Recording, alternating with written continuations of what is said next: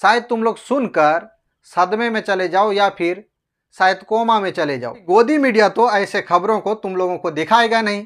अगर दिखाएगा तो फिर तुम लोग जाग नहीं जाओगे। और दूसरा जानवर का मीट भी दूसरे देश में जहाँ पे एक्सपोर्ट किया जाता है वहाँ पर खाया भी नहीं जाता है।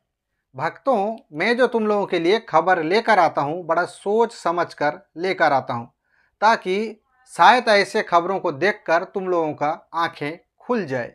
छोटा सा वीडियो है, आखिर तक देखते जाना ताकि तुम लोग जान सको आखिर तुम्हारे साथ क्या खेल खेला जा रहा है। अच्छा, तुम लोगों ने चुनावी चंदा का फ्रॉड तो सुना ही होगा। आखिर चीचा जी ने किस तरह से फ्रॉड किया है। चंदे का बात सुनकर भाग मत जाना, क्योंकि असल कहानी तो आगे है। चंदा दो और धंधा लो। किस तरह से इलेक्ट्रोल बॉन्ड के जरिए कई कंपनियों से जिस पर पहले ईडी का छापा पड़ चुका था, उनसे चंदा लेकर उनके गुनाहों को माफ कर दिया गया। लेकिन असल बात तो आखिर यहाँ पर है जी, यहाँ पर है। शायद तुम लोग सुनकर सदमे में चले जाओ या फिर शायद कोमा में चले जाओ, क्योंकि तुम लोगों का इतना तो दम है नहीं कि तुम लोग चीचा जी से सवाल पूछ सको आखिर हमारे साथ ये खेल क्यों खेला गया। इतना पूछने का ताकत तुम लोगों में है नहीं, इसीलिए तुम लोगों को अंधभक्त बोला जाता है। जो भी तुम्हें कहानियां सुना दी जाती है उसी पर तुम लोग भरोसा कर कर बैठ जाते हो। और अगर कहीं से ज्ञान हासिल करना होता है तो ज़्यादा से ज़्यादा व्हाट्सएप यूनिवर्सिटी पर चले जाते हो, वहाँ से उल्टा सीधा ज्ञान हासिल करते हो और अपना माई बाप या फिर चीचा जी का जो भी बयान जो भी वो बोल देते हैं उस पर बिल्कुल आंख बंद कर भरोसा कर लेते हो। खैर, सुनो आखिर खबर क्या है। इलेक्टोरल बॉन्ड के जरिए मतलब चुनावी चंदा के जरिए बीफ एक्सपोर्ट कंपनी से पैसा यानी कि चंदा लिया गया।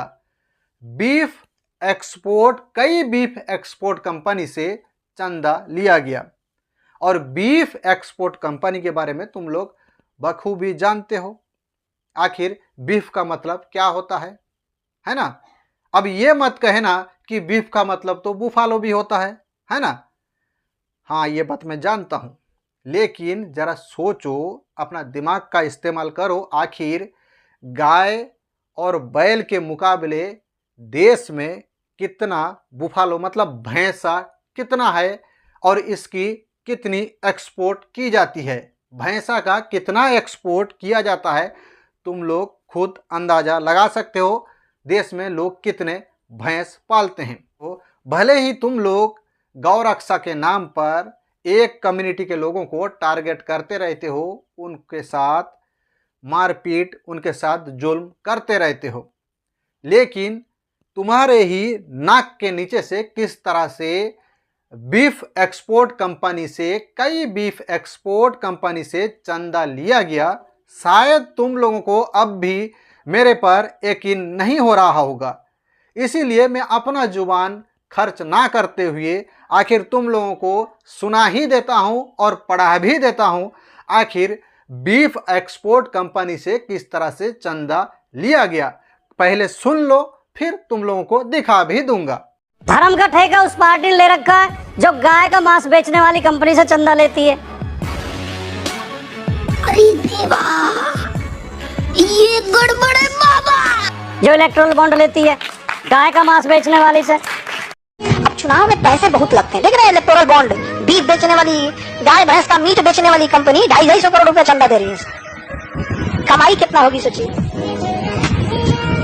आप सोचिए कितना गाय काटा होगा, कितना काटा होगा, आइडिया लगाइए बस। तुम चुल्लू भर पानी में जाके डूब के मर जाओ। तो सुना किस तरह से बीफ एक्सपोर्ट कंपनी से पैसा लिया गया। अगर ये झूठ होता, सबूत के साथ पर्ची दिखाया जा रहा है, अगर ये बात झूठ होता तो फिर स्टूडियो में धूम मच जाता और पत्रकार जो कि एक तरह से एक खास पार्टी का प्रवक्ता होते हैं, वो छोड़ने वाला नहीं था, उसका गला पकड़ लेता। समझ में आ रहा है कुछ? क्यों वहां पर पत्रकार खामोश रह गया? अब तुम लोग ये पढ़ भी लो, द क्विंट में छापा गया है किस तरह से बीफ एक्सपोर्ट कंपनी से पैसा लिया गया है। पहले तुम लोग पढ़ लो। हाँ, स्क्रीन पर लगा रहा हूं, तुम लोग पढ़ लो। अब ये बताओ, बीफ एक्सपोर्ट कंपनी क्या सिर्फ भैंसा का मीट एक्सपोर्ट करती है? अगर मुझ पर यकीन नहीं है तो जरा रिसर्च करो, आखिर देश में, भारत में गाय और बैल के मुकाबले भैंसा कितना है। और बीफ एक्सपोर्ट जो होता है, बीफ जिसको बोला जाता है, या तो बुफालो का मीट या फिर गाय या फिर बैल का मीट होता है। हाँ, और जानवरों के मीट को बीफ नहीं बोला जाता है। और दूसरा जानवर का मीट भी दूसरे देश में जहां पे एक्सपोर्ट किया जाता है वहां पर खाया भी नहीं जाता है। अब तुम लोग सोचो बैठकर, अगर दम है तुम्हारे चीचा जी के किसी एक नेता से सवाल पूछ कर देखो आखिर क्यों ये काम किया गया। खैर, मैं जानता हूं तुम लोगों में इतनी दम नहीं है, इतनी तप्पड़ नहीं है, कम से कम खबर को सुन लो, क्योंकि गोदी मीडिया तो ऐसे खबरों को तुम लोगों को दिखाएगा नहीं।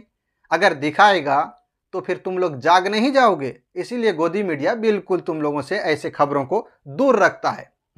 ऐसे खबरों के आसपास भी तुम लोगों को भटकने नहीं देता।